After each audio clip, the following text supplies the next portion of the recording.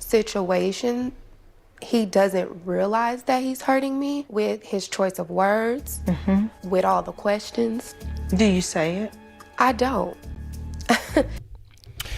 Hey guys, and welcome to Little Black Book. You know what time it is. Told you guys about Jessica and Eric. I want to break down a little bit about Jessica speaking to Nicole about breaking down these walls. I wanted to touch on it because it was something I spoke about with the review that I did with Brittany Renner, and I spoke about us as black people specifically, but I spoke about people carrying this armor that they want to wear upon their shoulders, upon their body, emotionally, that makes it so hard for people to enter. And that's Dr. Nicole quite eloquently put. You know, you block everything bad happening to you, but you block everything good also happening to you at the same time. So, you know, we wanted to address that as well in terms of her relationship with Eric going forward as well. So if you're new to this channel, please click on the bell button for notifications of the uploads, but like, share, subscribe if you're new. And for those of you who are returnees, you already know what we are, baby. You got the minerals. You got the minerals. Listen. Stay hydrated. Don't forget to grab your bottle. Stay hydrated, because I'm streets right now. The streets are hot. All right, cool. Let's get into this particular video. Before we do get the conversation flowing, we need to make sure we get the outro also going. Let's get it popping. Little Black Book, you know what time it is.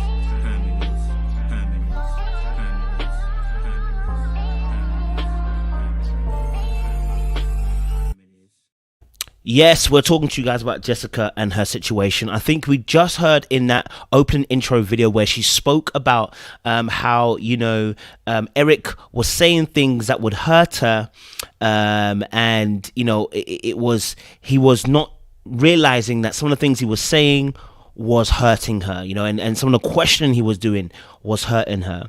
And it's interesting because actually he goes on to actually admit this in their conversation with Dr. Nicole, and he actually begins to learn that he's actually part of the problem. And I'll go to that clip in a second or two. But what I want to talk about is the Armour situation as well, because I think that most importantly is what we need to be discussing here. Jessica has spoken to Dr. Nicole, saying obviously how she hasn't even communicated that with him in terms of you know, some of the things that he does in terms of him hurting her through the word choices that he uses, which is what we spoke about on our live. If you watch us every Saturday, we do put a ring live on and we speak about this, right? We spoke about his word choice and how it can be problematic. Sorry, I just want to make this clear. And how it can be problematic. We spoke about how when he chooses certain words, he doesn't realize the impact and the gravity of using those words towards another human being. I mean, he actually picks up on that later on this, and we'll put the clip up there for you guys as well. So with Jessica, we're hearing how she's got the armor. We're hearing how also she doesn't communicate that she's hurt by him. And this was also a theme that ran earlier on in the season when they spoke about the time where he was hurting her with her frustrations. Okay, and you know, when he was trying to get back in the ball and back into pro ball or whatever, and she said that he was his frustration and anger was being put onto her or being projected onto her. And again, she said, I didn't voice that to him. So he's none the wiser because she doesn't speak up.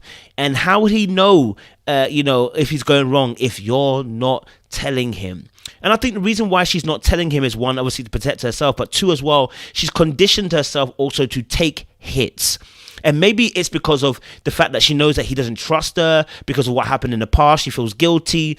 It's wired her shut and stopped her from talking. And I think that's such an important piece, because in relationships, communication really does solve a lot of issues. When you speak up, you actually open the eyes of the other person to hear where you're coming from. Suffice is in a safe position. But let's listen to a little bit of a clip of what he said. Her feelings. What I hope that Jessica sees, that I'm willing to compromise with her, that I'm willing to go those extra steps to make sure we have a healthy relationship. There's a Okay, sorry, I kind of missed the clip just before. I'll go back to it in a second. But he said obviously he's focused on trying to make sure they have a more healthy relationship going forward from then outwards. Just before that, he actually speaks about what he was doing wrong, and that's a very important piece as well in relationships.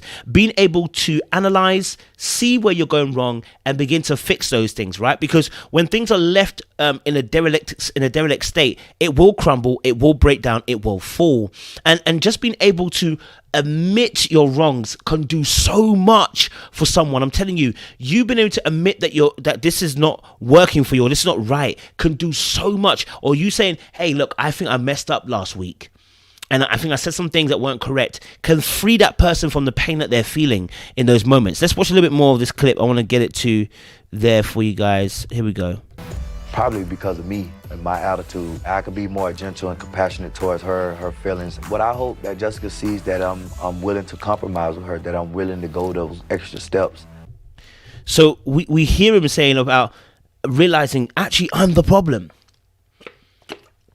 And many a times when I do like relationship coaching, right, with couples and stuff, one party will be like, yeah, they do this, that, and I'll be like, so, okay, let's deal with you. Right, and you realize that actually they're doing things they're doing things that are not helping their relationship. They're doing things that are putting more problems in the relationship than actual help, right?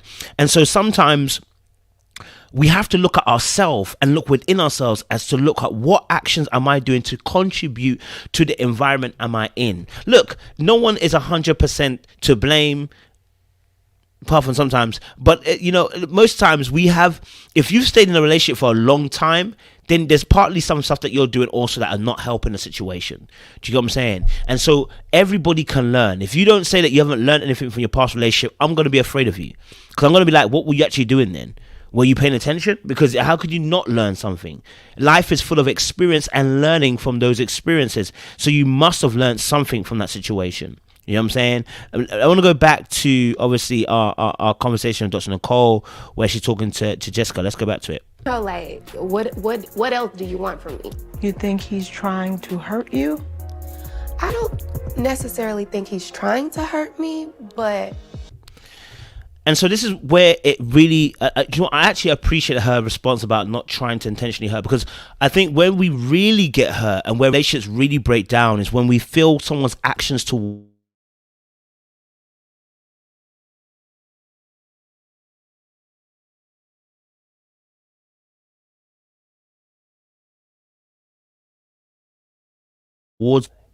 when we see certain behaviors, we begin to judge behaviors differently. We begin to judge the actions of that person differently, because what we're seeing now is, oh, this person is really trying to hurt me. No, this person's not trying to. This person's not trying to. It's not got it wrong. It's not a mistake they've done. No, they're trying to get at me, and that changes a lot of things for a lot of people. That really makes things seem malignant. I don't know how to say the word, but you know, when it's like seems evil, right? And nobody wants to interpret someone's information or energy or action as evil, because at that moment that means you don't care for me. And that's where relationships begin to break down considerably. So I appreciate the fact she didn't say those words about Eric as well. Let's go back into it as well and see what else she was saying. I feel like in some situation, he doesn't realize that he's hurting me with his choice of words, with all the questions. Do you say it? I don't. So we've come back to this point here, and the reason why I've come back to this point here again is, please, if you're in a relationship, speak up. Talk, let the person know where you stand, let them know that you are feeling these things. Repressing it to save your relationship is part of people pleasing. You don't want to do that. Repressing it because you don't want the person to feel some type of way, it's part of people pleasing. And you're not pleasing anyone when you're doing that, right? Because you're not being your authentic self. And actually what you're doing, you're building up resentment for another time. You're basically sweeping all the dirt underneath a carpet, not dealing with the actual dirt. The carpet building. Eventually it's going to implode. And that's going to be you. Carrying all that weight upon your shoulders is going to eventually implode on you. I feel like my guard is up because he doesn't make me feel comfortable to let it down. Where did you learn your guard has to be up all the time? My childhood.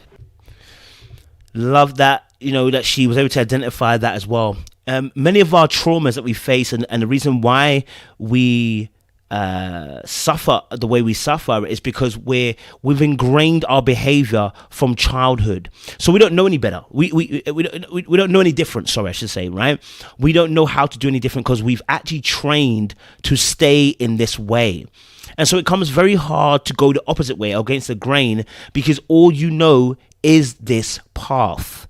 Okay, and when you're embittered and when you're hurt and when you're angry and frustrated and you seemingly are doing the most in your relationships, you might want to look at your childhood as to where, things are going wrong. Again, I want to put this on the screen. This is where I come in. I talk about this with clients all the time. I go back into their childhood and say, hey, look, let's look at this. And then I link it to your present behavior. Sometimes therapists will just want to listen to you. I'm not here just to listen to you. I'm here to bring solutions to the table by drawing the inferences from the past to the present right now so that we can look at it in the face and say, hey, we're going to change. All right. We're going to change. Okay. Let's watch a little bit more and then I want to add it quickly as well. Here we go. Okay. Being picked on, just fighting, having to defend myself, and it carried on into my adulthood. Now, this is really important because there are many women who are carrying a lot of masculine energy. And the reason why is because they've always had to fend for themselves, fight for themselves, defend themselves. They've had to basically be their soul. They've had to be their provider. They've had to be their protector. They've had to serve themselves. And that makes you become very masculine in your defense, because part of protection is the masculine energy. It's the defensiveness, right? That comes out more because the moment you feel like someone is going to try and take advantage of you or hurt you or abuse you or do something that you don't like, the natural masculine energy comes out because that's part of defense.